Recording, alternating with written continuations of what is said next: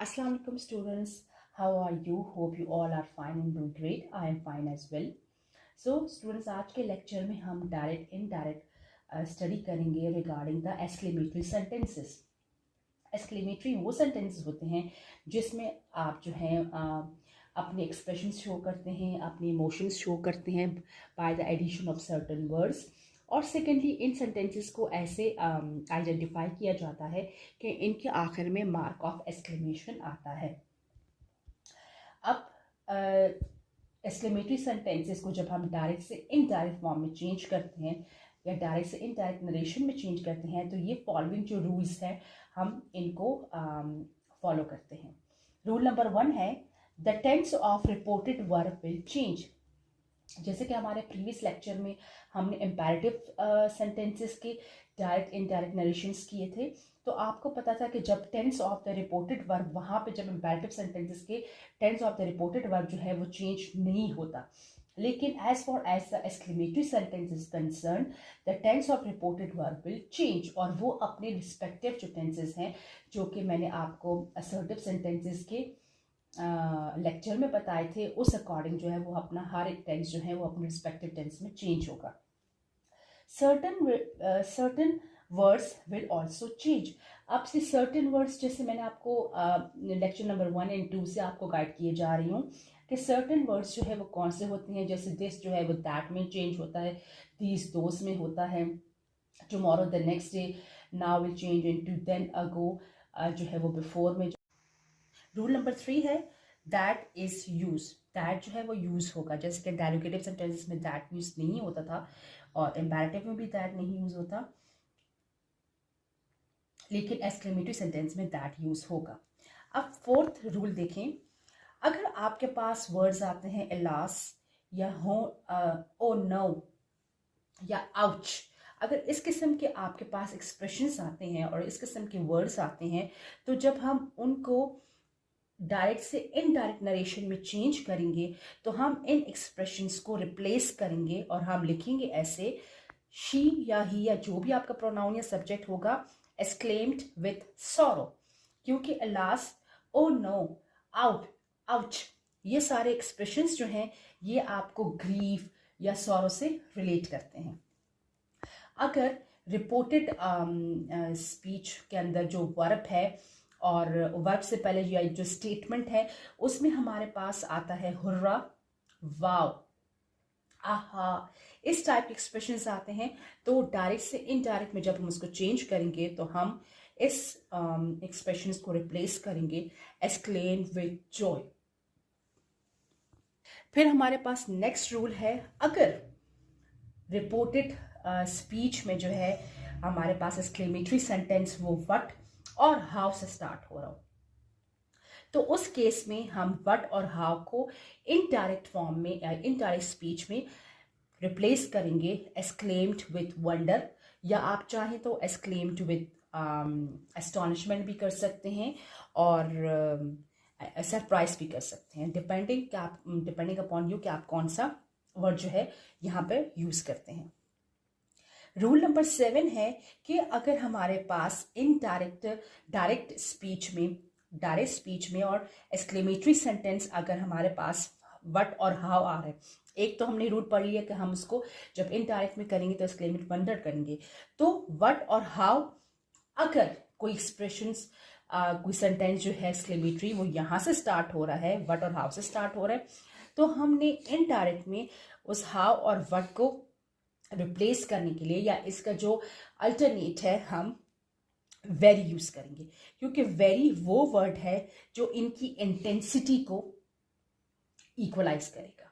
ठीक है, और लास्ट है, आपको पता है कि जो मार्क ऑफ एक्सक्लेमेशन है वो एक्सक्लेमेटरी सेंटेंस के एंड में आता है, तो जब डायरेक्ट से इनडायरेक्ट फॉर्म में हम आएंगे एक्सक्लेमेटरी सेंटेंसेस के, तो हम मार्क ऑफ एक्सक्लेमेशन को रिमूव करके और सिंपल असर्टिव सेंटेंस बनाएंगे और आखिर में फुल स्टॉप लगाएंगे। तो स्टूडेंट्स, ये कुछ रूल थे एक्सक्लेमेटरी सेंटेंसेस के। अब मैं इनको मजीद आपको एक्सप्लेन करूंगी एग्जाम्पल्स के। नंबर 1 है, he said last my brother has met with an accident. अब आप देखें हमारे पास एक्सप्रेशन आया हुआ है अलास, और अलास जैसे मैंने आपको बताया कि it is something which is related with sorrow और ग्रीफ, तो हम लिखेंगे he exclaimed with sorrow. अब दैट यूज होगा क्योंकि एक्सक्लेमेटरी सेंटेंस के रूल में हमने पढ़ा कि दैट यूज होता है दैट। अब प्रोनाउन कन्वर्जन भी होना है। माई चेंज होगा ही में, लाइक वो अपने भाई की बात कर रहा है।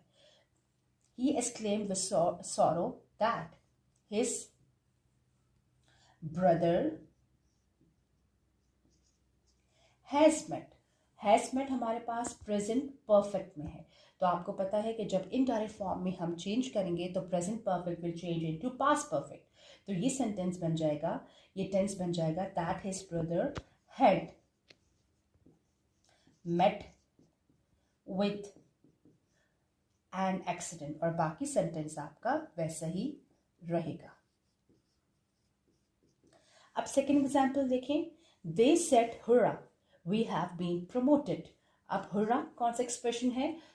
एक्सप्रेशन है which is related to the emotions of happiness, joy. तो हम लिखेंगे they exclaimed with joy that. We जो है वो किससे रिलेट कर रहा है? दे से। तो वी किस में चेंज होगा? कौन से प्रोनाउन में चेंज होगा? We will change into they, that they have been promoted. ये हमारे पास है प्रेजेंट परफेक्ट टेंस, तो ये चेंज होगा पास्ट परफेक्ट टेंस में। तो सेंटेंस ऐसे बनेगा, और इनडायरेक्ट फॉर्म, इनडायरेक्ट स्पीच जो है वैसे बनेगा they exclaim with joy that they had been promoted. अब कुछ और एग्जाम्पल्स करते हैं। एग्जाम्पल नंबर 3 देखें। We said how old this woman is. अब एग्जाम्पल नंबर 3 एंड 4 में आप देखेंगे कि मैंने हाउ और वर्ड का यूज किया है, और जो हमारे रूल्स से लास्ट वाले उनको एक्सप्लेन करने के लिए। हाउ ओल्ड इज दिस, आपको पता है जब हम हाउ या वर्ड को लिखेंगे तो हम लिखेंगे एक्सक्लेम्ड विथ वंडर, या एक्सक्लेम विथ एस्टॉनिशमेंट, या in surprise, whatever you want to write। मैं लिखती हूँ we exclaimed with wonder, that use होगा। अब स्टूडेंट्स मेक श्योर कि अगर आपके पास यहाँ पे दिस आता है रिपोर्टेड स्पीच में, डायरेक्ट फॉर्म के रिपोर्टेड स्पीच में दिस आता है, तो आपने जब उसको इनडायरेक्ट फॉर्म में लिखना होगा तो आपने वो दैट भी दिस से उठा के दैट में चेंज करना है। यानी आप इस चीज़ से कंफ्यूज नहीं होना कि भाई एक दैट आ गया तो हम दैट दूसरा दैट जो है वो यूज़ नहीं कर सकते। ऐसा नहीं है, क्योंकि ये दैट तो आपने यूज़ किया डायरेक्ट से इनडायरेक्ट फॉर्म में लाने के लिए, और जो दूसरा दैट यूज़ करोगे, अगर आपके पास दिस आता है किसी सेंटेंस में तो वो दूसरा दैट इस दिस के लिए यूज़ होगा। तो ये वैसे बनेगा we exclaimed with wonder that. अब this is a certain word, this will change into that, that woman. अब आप देखो ये इज है, ये सिंपल प्रेजेंट में है, ये जाएगा सिंपल पास्ट में, तो ये हो जाएगा दैट वुमन वॉज। आपको मैंने बताया था कि अगर हाउ और व्हाट आएगा तो हम उसकी इंटेंसिटी को इक्वलाइज करने के लिए, इक्वल करने के लिए हम वेरी का यूज करेंगे। तो यहाँ पे वो स्टेज है जब हम वेरी को यूज करने वाले हैं, that woman was very old. तो इस सेंटेंस का इनडायरेक्ट जो है वो ऐसे बनेगा we exclaimed with wonder that. Indirect direct से इनडायरेक्ट में आने के लिए ये दैट इज दिस के लिए लगा, woman is will change into was, और वेरी हाउ की वजह से लगा, और ओल्ड ये आपका सेंटेंस बना। लास्ट एग्जाम्पल देखें। Ali said what a beautiful day it is. Again what है तो हम एक्सक्लेम विद वंडर करेंगे।